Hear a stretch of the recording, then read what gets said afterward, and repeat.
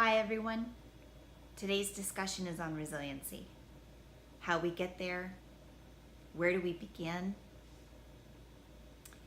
We have to have a vision for our lives.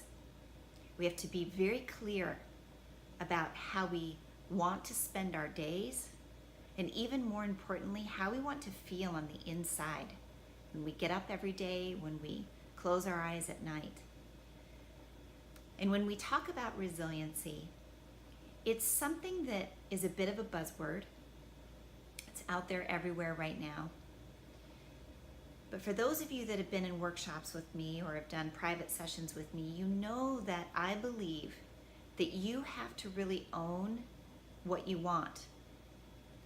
You have to decide if you want to feel better, do better, be better, because no one else can do that. This is your journey. I'm here to help inspire you to take a look at it. Take a look at various aspects of your life and see what you might want to change or what might need to change to be happy and fulfilled over the longer term. Two people that have inspired me a great deal in my careers have been Brendon Burchard and Brene Brown. Both are motivational speakers, coaches, writers, and they have so much about ownership, having the vulnerability to look at yourself with wide open eyes, and not being afraid to make changes, having the courage. So I'll ask you to think about a few things.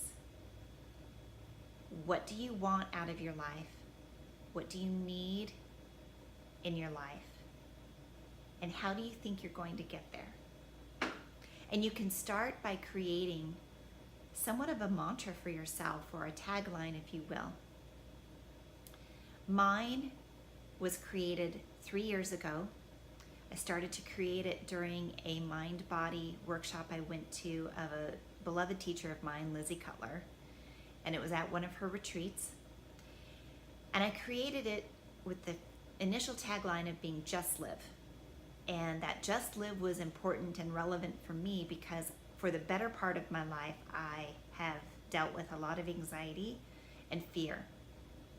And I could never really just let go, really enjoy anything. So just live really mattered to me because I wanted to live every single moment. Also, spending my entire career in oncology, I know that it ends, and it can end in an instant, it can change in an instant. So that further fueled my desire that I had on the inside to just really live. The rest of my tagline was beautifully, elegantly, intentionally. Beautifully meant just live beautifully on the inside and the outside. So taking care of myself, being radiant, always learning, always growing so that I could change elements inside myself that I didn't find so beautiful. Being elegant was being able to handle what life throws at me with grace and elegance, because I wanted to lean into things instead of just resisting and pushing things away.